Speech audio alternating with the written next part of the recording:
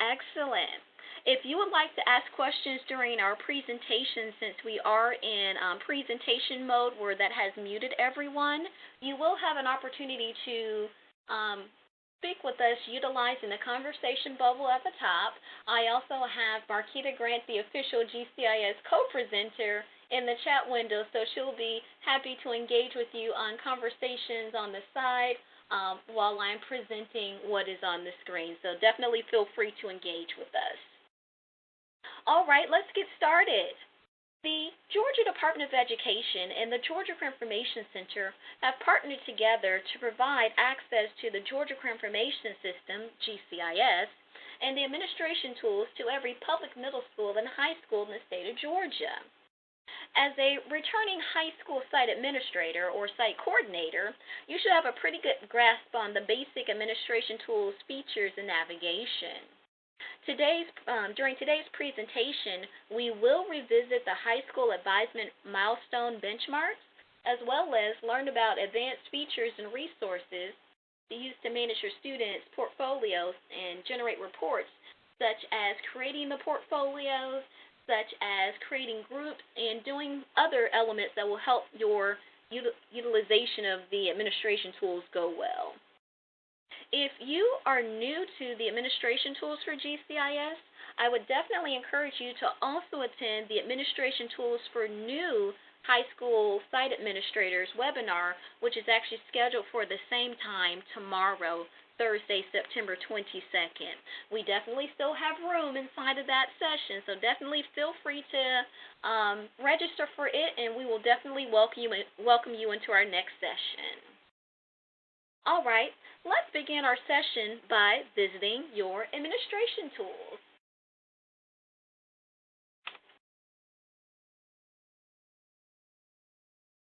The administration tools is a management resource designed to help administrators, counselors, teachers, career advisors, and others at your school to organize and manage your students' portfolios in GCIS.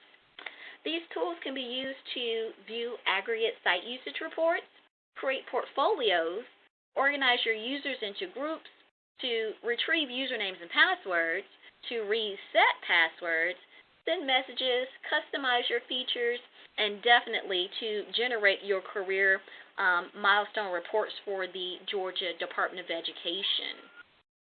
To access your administration tools, you will begin by going to www.gcic.teachnet.edu. And when you arrive at our home page, you'll see over on the left-hand side that you have an image that says, "Click here to enter Georgia Career Information System." And when I click on that image, it will take me to a login page where I will enter a username and password, and in this case, it would be my administration tools username and password. To obtain your school's administration tools username and password, you must be designated in writing as your school's GCIS site administrator. This can be done by a superintendent, a CTA director, director of student support services, your principal, or anyone who is an administrator at your school. Once we obtain written confirmation from a school administrator, we can release this information to just that GCIS site administrator. Once we release that information to you, you can elect to share it with your colleagues, or you can create what are called staff accounts, which we will discuss a little bit later in today's presentation. Please keep in mind that GCIC will not share this information with anyone other than those pre-approved individuals. So I am going to begin by entering my username and password so that we can see today's presentation.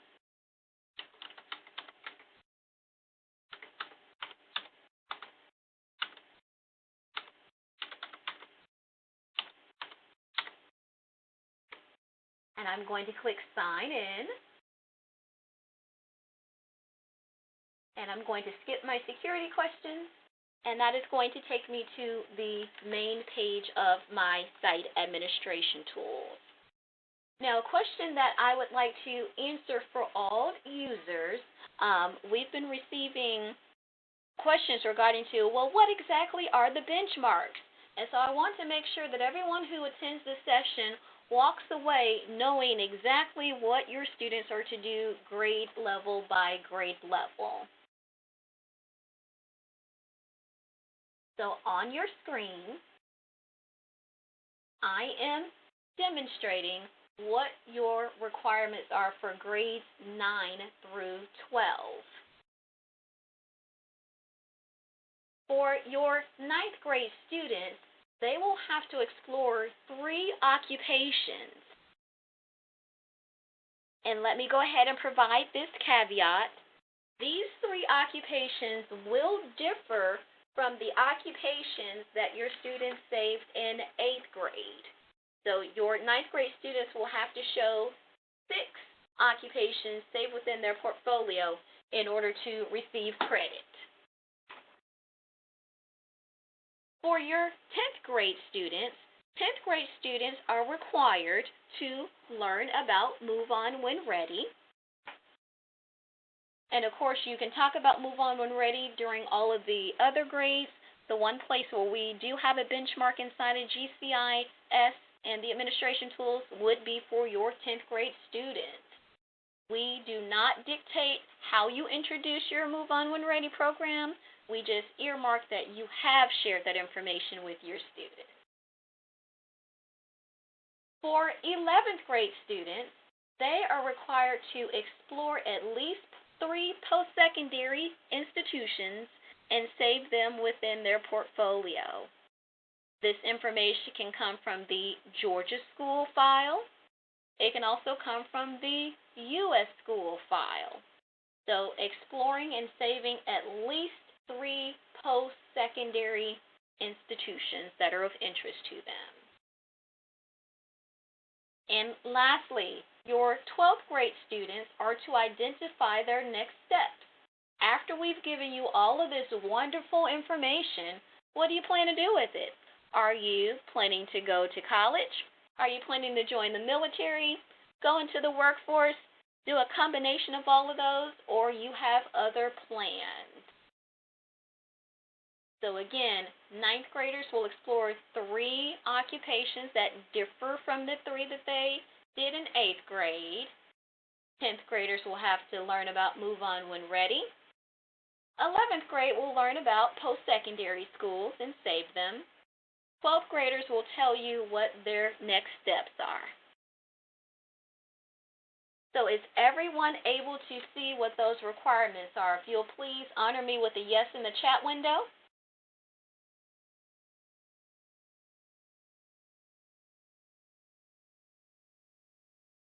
Excellent, excellent. And we will make sure that everyone who is in today's presentation that everyone that's registered for our session, we will make sure that you leave with this information.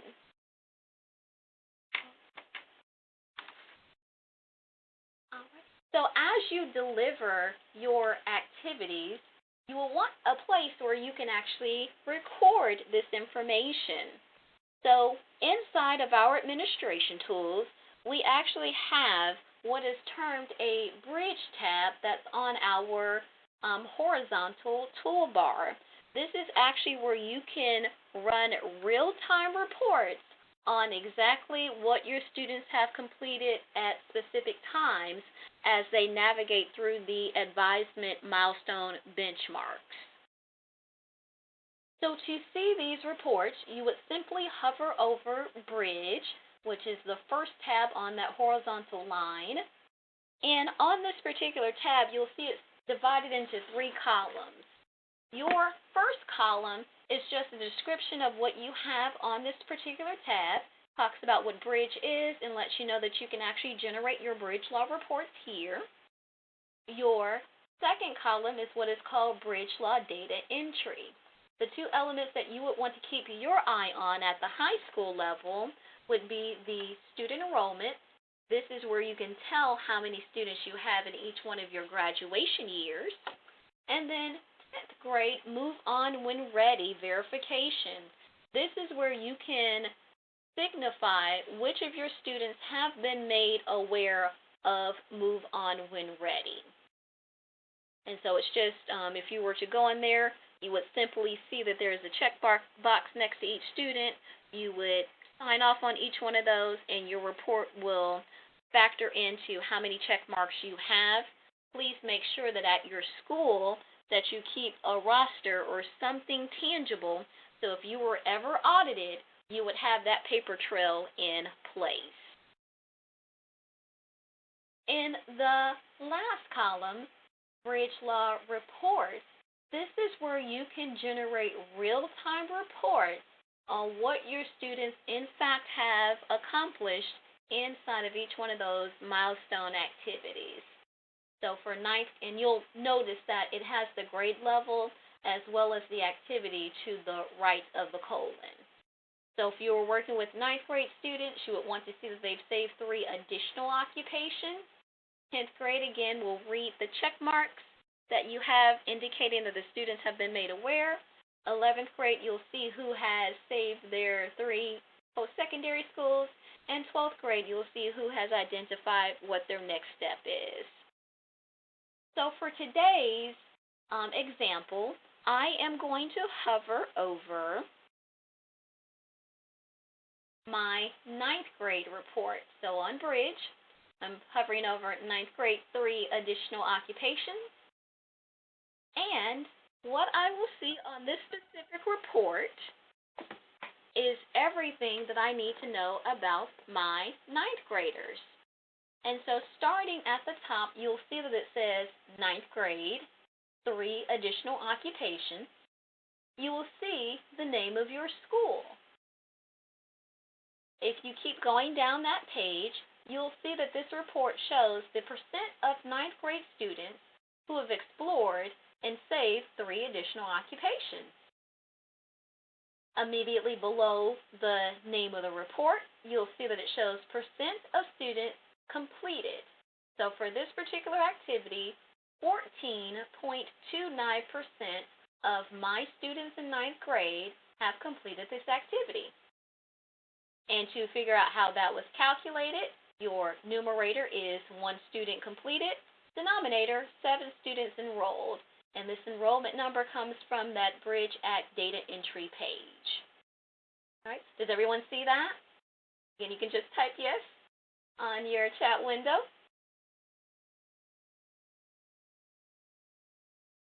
There's a great question. Is there a reason the portfolios didn't roll over from our feeder middle schools as they did in the past? The only way that a portfolio can roll over to another school is that someone has to move those portfolios. So if there has not been an action to move those portfolios, they stay at the school where they reside. And so today I will talk about transferring portfolios, and I will share with you that this morning I did have another presentation where I talked to the middle schoolers about transferring their portfolios to the high school. But yes, there actually has to be a physical action to move the portfolios. In our system, they do not float into outer space. They are always attached to a school. Looking at the table below, you will see the 7 students who are in 9th grade. And on this table, you'll see that it is initially organized by the student's last name. You'll also see the student's first name. And each one of these is actually interactive, those headers. So you can reorganize your students alphabetically by any one of those categories. Next, you will see your students' usernames. You will see the graduation year. When you are creating portfolios, I highly advise that you include that graduation year and make sure that it is always the 4-digit year, because that's how we align a student with a specific grade. So this year, 9th grade students are a part of class of 2020. Continuing over to the right-hand side, you have the date completed column, and I'll talk about that in just one second. And you have the status column, which goes hand in hand with that date column. So when you are looking at this particular report, you will see that you have a series of various codes. So if a student, if you see the letter C, that indicates that this student has met the requirement for 9th grade. So C stands for complete. And the date when that student met this particular activity benchmark was on August 15, 2016. If I happen to have had a student who saved fewer than the 3 additional occupations, you would see P for partial. If a student has not started a particular activity, you will see N for no progress. So C for complete, P for partial, N for not complete, or having not started. And remember, I mentioned a little bit earlier, for this activity to read complete, your students actually have to have 6 occupations showing if you're using solely GCIS to meet the requirement. So once that 6th benchmark has been met, it will show C for complete. Is everyone clear on that? All right, excellent, excellent. So that is a recap of your bridge law requirements. In addition to generating the required grade level career advisement reports, you also have opportunities to run aggregate site usage reports on the entire student body, or you can even run a report on a group of students. So to run what we call standard reports, what I'm going to do is I'm going to show you some features on the 3rd tab called Reports. And on this item, you'll have several reports, again, that you can run on various populations and not just isolated to a specific grade level. So on this particular tab, you'll see that there are 4 columns. And in a similar fashion as to what we saw in the Bridge tab, the first column will actually be a description of what you have available. The second column on this particular tab would include what is called your summary, where you can do overall summary reports on your students' usage. Next, you have what are called your favorites, and these are various content points that your students actually have directly inside of their portfolio, where you can actually count and see how many times an element has been saved. And then the last item in that column, you'll have what are called stored files and links. And you will see things such as uploaded essays, it can be writing assignments, presentations, and links that your students visit frequently to help them to engage in annual and ongoing career advisement. Your 3rd column contains what are called our sorts and our planning tools. The sorts are our various sorting strategies in which your students can complete, and you can actually see not only who has completed them, but you can also see what their outcomes are. And you also have the planning tools, again, where you can see how many students have completed elements and see individual outcomes as well.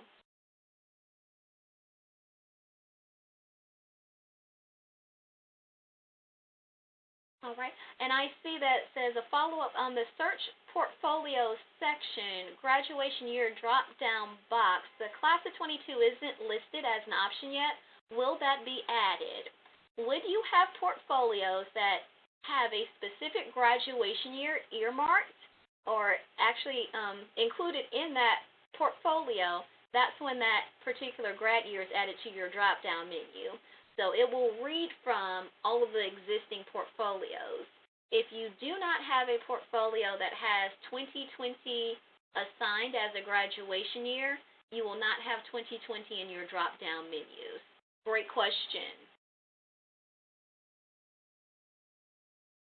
The last column that we have your assessments and the various ones in which your students can save. And again, here, very similar to what I was sharing earlier, this is where you can see which of your students have actually, in fact, completed a specific item and see what their outcomes are.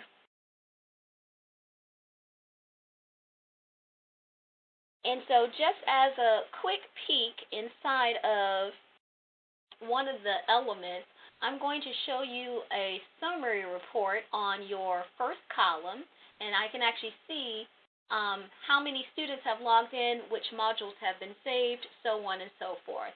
So in that second column, under Summary, I'm going to go down to what is called Modules with Saved Records. And when I go down to Modules with Saved Records, I can see overall how many things have been saved in all of the activities that are available within the GCIS. And so I can see that, and I'm just scrolling down again, all of these areas mimic what we saw on that toolbar. So I can see how many of my students have completed a sort and assessments, how many of them have completed any of the individual planning tools, and I can see I have 2 students that have completed what is called the application tracker. I have 2 students that have done the career plan, and I have 29 students that have information within their resume creator. Continuing down that page, I have 2 students that have a career plan, a student that saved a Georgia school, and students that have saved occupations as well as U.S. schools. Now, what's really cool about this in all of the reports is that you have an opportunity to not only look at it from this perspective of the entire student body, but you can also filter this particular report so that it just reflects a specific segment of students on a specific date range. And to filter this particular report, you'll see in the upper right-hand corner, you have what is called Report Settings. And when I click on Report Settings, I can select who my target audience is for this particular report. So if I had groups available, I would be able to select a group name from a drop-down menu. If I have graduation years, which I do, I can select to run my report on a specific series of students. And I'll go ahead and, for this example, choose 2018, my 11th grade student. Or I can keep this as running on my entire student body. The next thing that I can do is I can select the dates in which I would like to run this report. So if you ever had to do a report for things that would have occurred prior to today's date, you can actually reset this beginning date to include a different year, a different month, or whatever you want to calibrate this report as. I will leave it where it is right now, and I could also do the same thing for my ending date. So I'm going to go ahead and click on Apply Settings. And when I click on Apply Settings, it will recalibrate this report for just graduation year 2018. And I can see just what they are doing. So for 2018, I had students that saved Georgia schools. When I click on Georgia schools, I can see one of my students saved Lanier Technical College. And if I wanted to see who was interested in Lanier Technical College, it'll tell me which student had saved that information, and I can also see the date when they saved that particular piece of information. This can help you if you guys are doing college fairs at your school, or if you are speaking with anyone at various schools. This can that are interested in bringing your students in as freshmen or whichever grade level. This could also work well with your Move On When Ready initiative. So if you have X number of students that are interested in using the Move On When Ready program with Lanier Technical College, you may want to have a representative from that school to come out and visit with this cohort of students so that you can meet their individual needs, again, reinforcing that annual and ongoing advisement. You're not only speaking to the entire student body, but you're speaking to me as a student meeting my individual needs. So there's a whole host of ways that you can use these reports, again, to engage your students. So hopefully that provides some food for thought for you guys. Definitely feel free to run any of those reports. You can do it based on occupations. For if you, again, have a career day, see what your students are interested in. Bring in individuals who meet what your students have shared an interest in.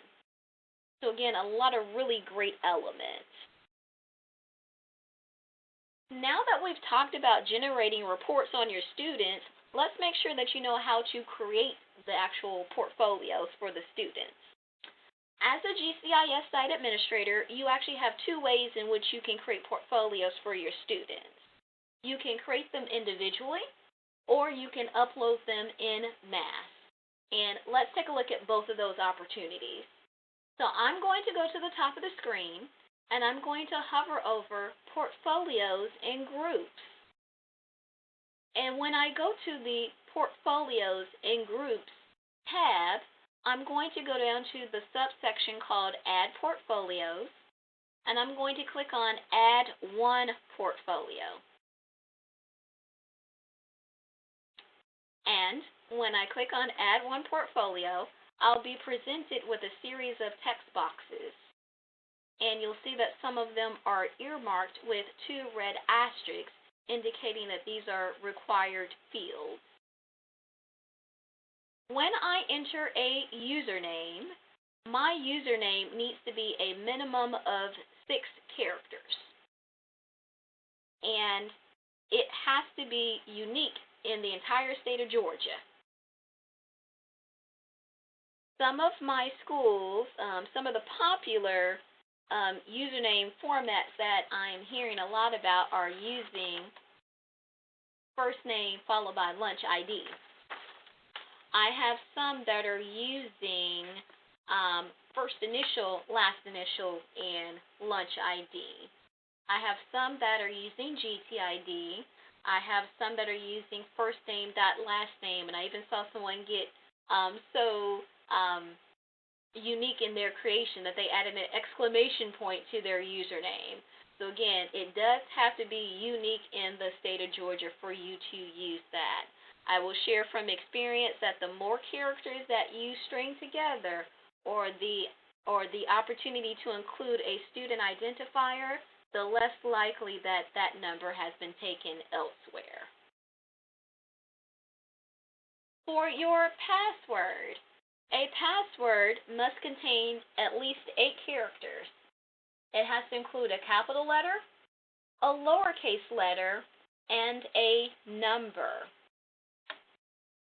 And so some popular choices that I've been seeing are password 1, and that would be password with a capital P. I've been seeing, kind of saw that in a little pop-up, I've been seeing last name followed by 6-digit birthday. As a caveat, I do want to let you know that all your students can have the same password if you so desire. So definitely keep that in mind. If you want everybody to be on the same wavelength, password 1, it could be your mascot followed by a graduation year.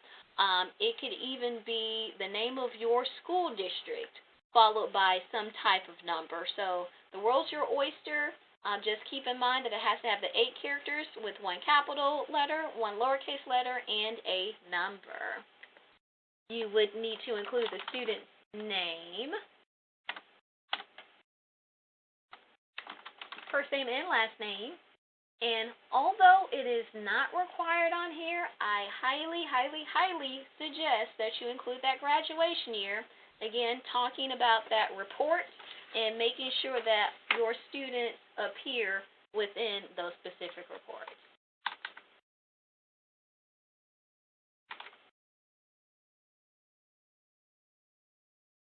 And I am going to click Add. And to verify that that portfolio, in fact, does exist, what I can do is I can simply go on to select all users and sites. I'm going to go to the bottom, click Do All Portfolio Tasks, and there she is. Now, let me share with you, when you create a portfolio one at a time, that password is temporary. Your students will be asked to change it by the system. So what I would encourage you to do, if you decide to make them one at a time, choose a password that you don't want the students to have permanently. So let's say, for instance, you have students and you've set everybody up as password 1, and you have a new student, or you have inherited middle school students that have been transferred to you from various feeder middle schools, and you want everyone to be on the same page. You would have an opportunity to change all of those passwords. And so when you're working with that one student, if you want all passwords to be password 1, you would assign something such as password 2. And when that student logs in with, let's say, Dorville1788 and password 2, it will say, what do you want your permanent password to be? And you will instruct the student to type in password 1, and then the student will be able to go forward in the system. The next time he or she comes back in, they will type in Dorville1788 and password 1, and they'll keep it moving. Does that make sense to everyone? When you set up one portfolio, you are only setting a temporary password. Please type yes in your chat window if that makes sense.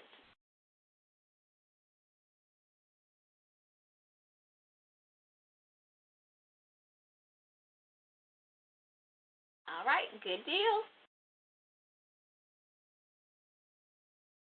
Now, there's a second way in which you can make portfolios, and that is by uploading them in mass. Now, when you upload them in mass, you have an opportunity to set up a password for all of the students. It's not necessarily permanent, but it will get all of your students on the same page, if you will.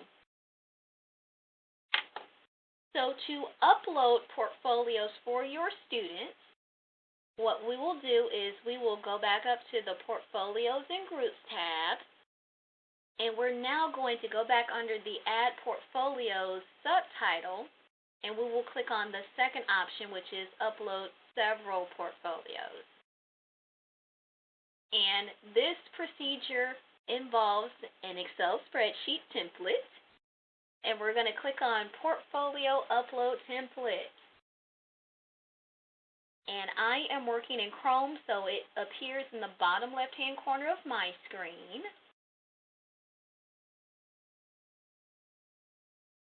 And this opens a spreadsheet for me.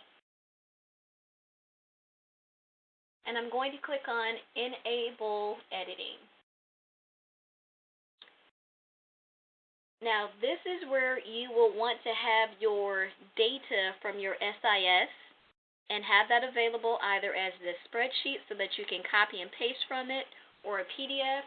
You want to have as little interaction with the actual typing of data as possible, because we want to limit the opportunity for human error. So we want to avoid the opportunity to match a student's name with someone else's student ID. And so the information that you will need to port over from your SIS spreadsheet or whatever document file you download, you will need to have a username, a password, first name, last name, and graduation year at a minimum. And if you look at those columns, you'll see that 4 of the 5 that I have highlighted are earmarked as green. The green elements are required. The graduation year, again, restating what I said earlier, you want to make sure that every student has a graduation year so that we can assign them to their career advisement report. So I'm going to go ahead and, unfortunately I have to type because I don't have a SIS here. So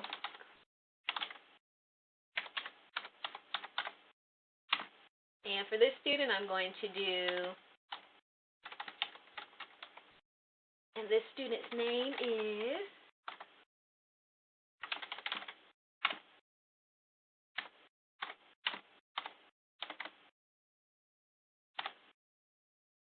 so after I type in my student's information, and of course you have an opportunity to enter any of the other optional items, I'm going to save this spreadsheet on my desktop.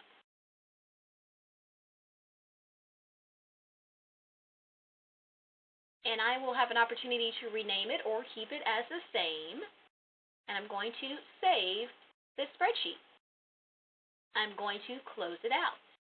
And this will return me, if I'm in the same session, to my Upload Portfolios page.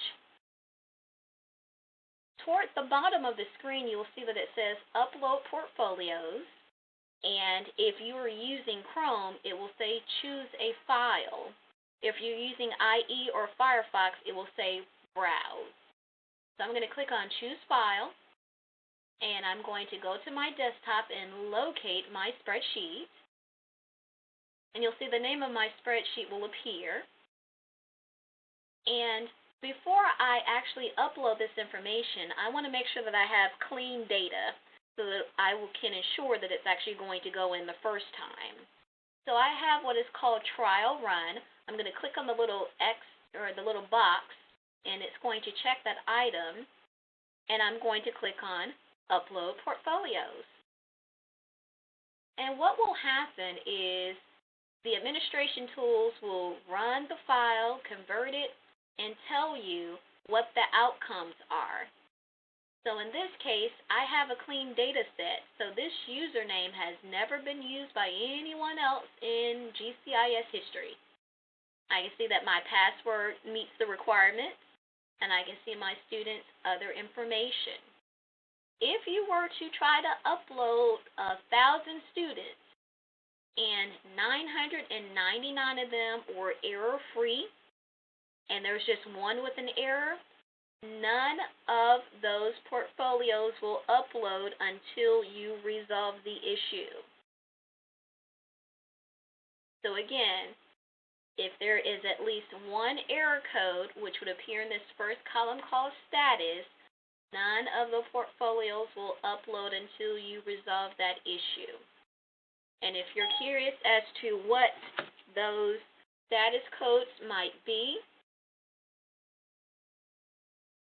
I'm going to click on status code, and it's a PDF, and it'll show you all the codes that you will receive. And I promise you, in the 7 years that I've been uploading portfolios, I've only received 2, and that is U2, username already exists, or it could be a case where when you did your password that it did not meet the requirement. All right. And so once you are certain that it does not have any errors, you're going to uncheck Trial Run, choose File, click on the name, Upload Portfolios, and you will see that it will say Added. All right, is that pretty straightforward?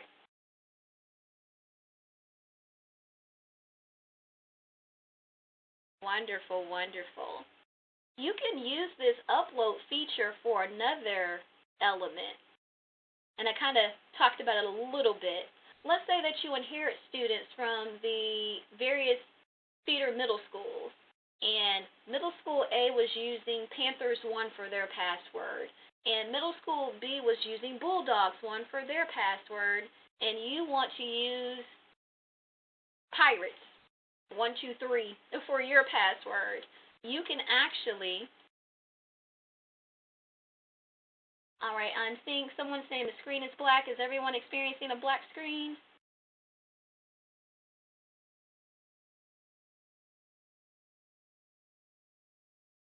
Okay. All right, so I'll continue going. Okay, excellent.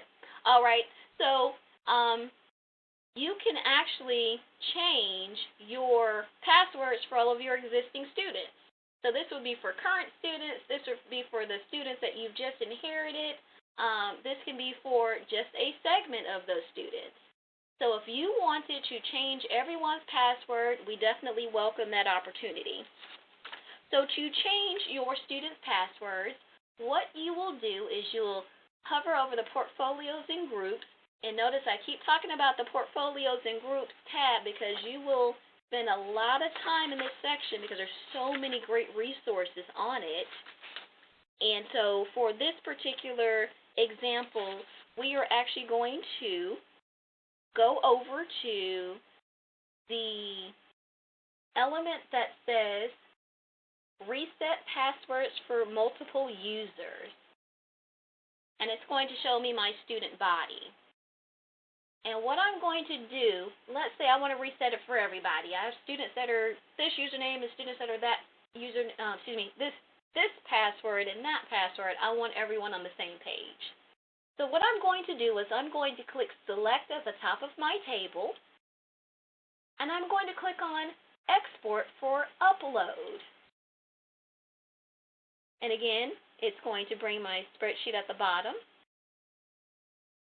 And what I will see is it will show me all of my students' information that was in the system previously. And you'll see that the password column is blank. So I want to make sure that all of my students have the exact same information. So at my new school, we are the Pirates.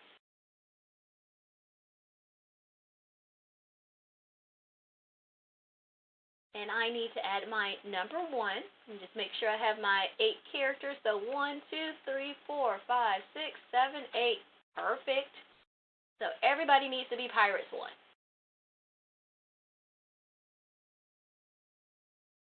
I would save this spreadsheet on my desktop, same way that we did the earlier one.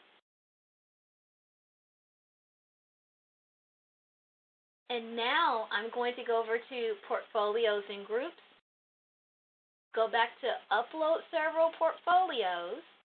I'm going to choose my file.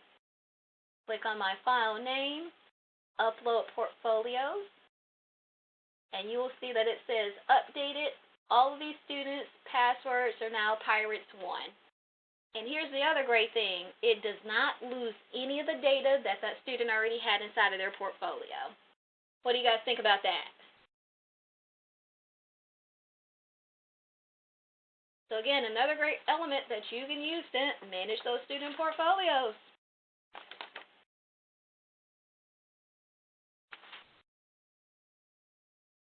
All right, excellent, excellent, excellent. All right, another thing that you can do with your administration tools is that you can put your students into groups. So let's say that you work with other counselors who are also managing these students, and let's say that you support students A through L and somebody supports the remainder of the alphabet. You can actually set up the students into groups according to those elements. So if you wanted to create groups, I'm going to, again, go back up to that favorite portfolios and groups. I'm going to go over to the column that's called Add New Group. And I can say I am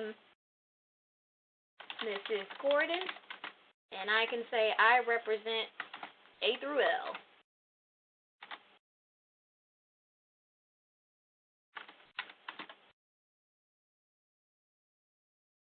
And at this point, I can add portfolios to this particular group.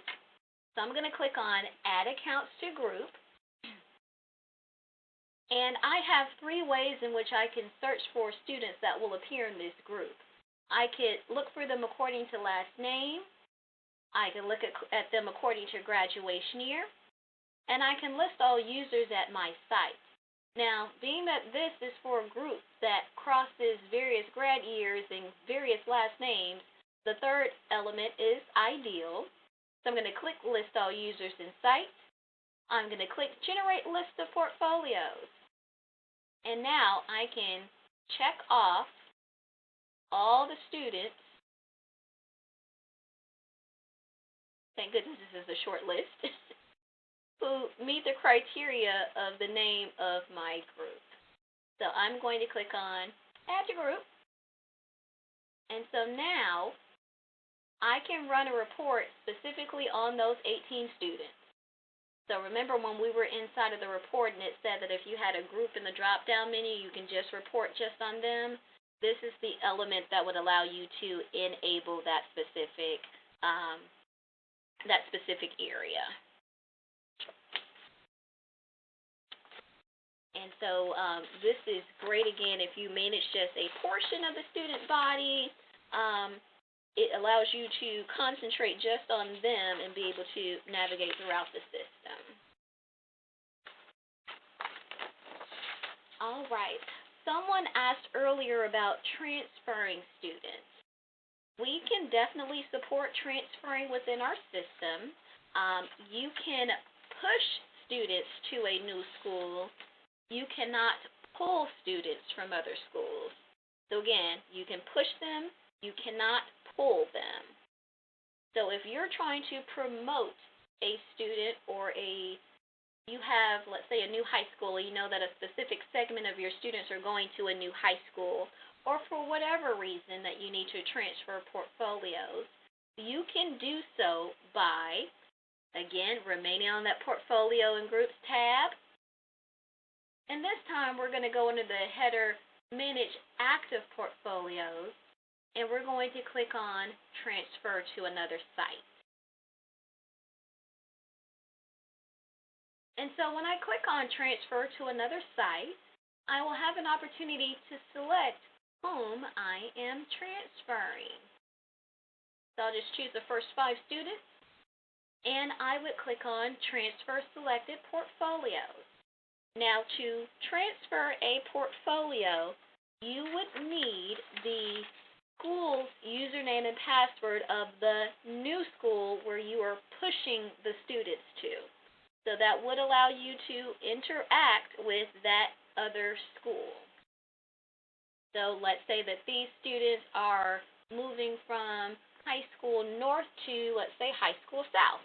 So I would get with that counselor or that site administrator to learn what that person's username and password is, and I would enter that into my system.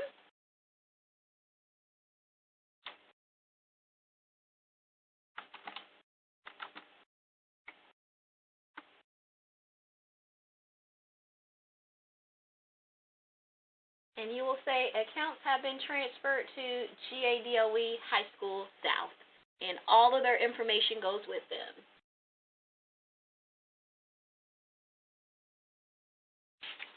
And so, again, another way to kind of keep your area clean in terms of your information. Let's say that you don't know where students have gone, or they've not been with you for some time, or you know that a student has withdrawn from your school. You actually have an opportunity to archive and restore students. So again, if they are no longer with you or they've graduated and you want them to still have access, but you don't want them in your active roster, you can, again, staying on that Portfolios and Groups tab, you can go under the Manage Active Portfolios and go down to Hide Portfolios. And so you can choose whom you would like to hide. Now, I'm going to work with my list of 26 students. You still have the opportunity, if you want to filter this even more, you can click on Search Settings and locate a student. So, actually, I'll do exactly that. Let's say that Norcross Quitman is no longer a part of my school, and I want to have that student removed. So what I can do is I can go up to Search Settings, and this time, I can type in the first letter of that student's last name and click on Generate Portfolio List. It'll show me that student. And so I can simply click on the box to the left of his or her last name and click on Hide Selected Portfolio, and now that student is no longer a part of my student body? Very good question. Thank you, viewer 14. Let's say that you have a transient student and you've hidden them, and that student comes back to your school. Yes, you do have an opportunity to unhide them. So, to do that particular function, you would go back up to Portfolios and Groups.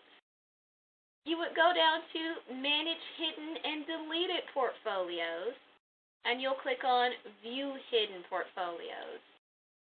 So there's Norcross Quitman, and so he or she has returned to my student body, and I want to add this student back to my active roster. I would simply click on the box to the left of the last name, click on Unhide Selected Portfolios. This student is now a part of my active roster. Very great segue for me. Please note that students can still log into their portfolio while it is hidden, and a student has an opportunity to transfer his or her own portfolio in that state as well. I have another question. So is it safe to say that it is best to hide them and not delete them? That has always been my mantra. I would prefer that you hide a student as opposed to deleting them, because they can come back at any time.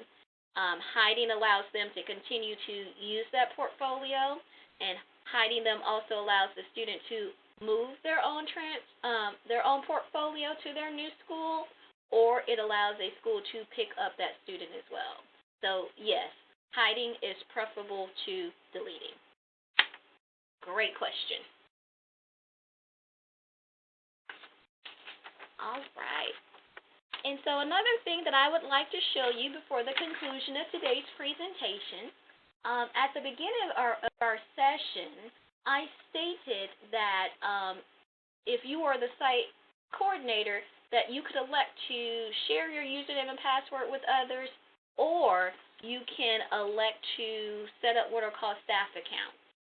So if you would like to set up staff accounts for your counterparts, the way that you as the site administrator would be able to do such is you would go over to the tab called Other Accounts, and there is a subsection called Manage Staff Accounts, and you would simply click on Add New Staff Account.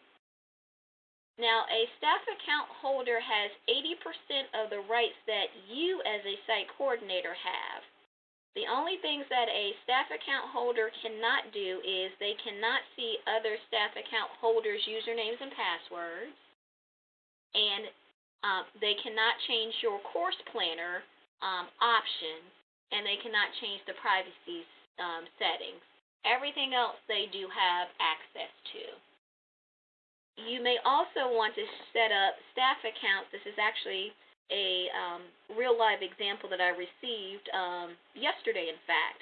There is a school district that has a career academy, and the career academy does not have, the career academy has students from the 4 main home high schools, if you will, but they also have an interest in seeing those students at that school.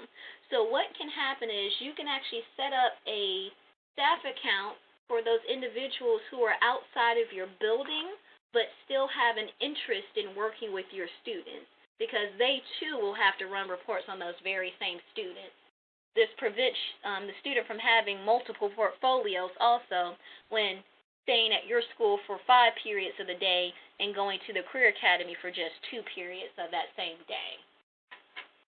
So in this case, I'm going to set up the username and password for this person.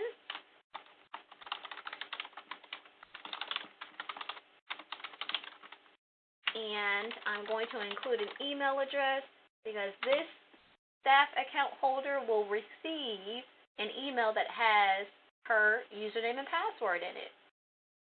And what's also really great about the staff account is that you can see, again, this is just as a site coordinator, you can see the person's information, you can see their username. If they forget their password, you can reset it, And you'll also be able to see the last date that they logged in with that username and password.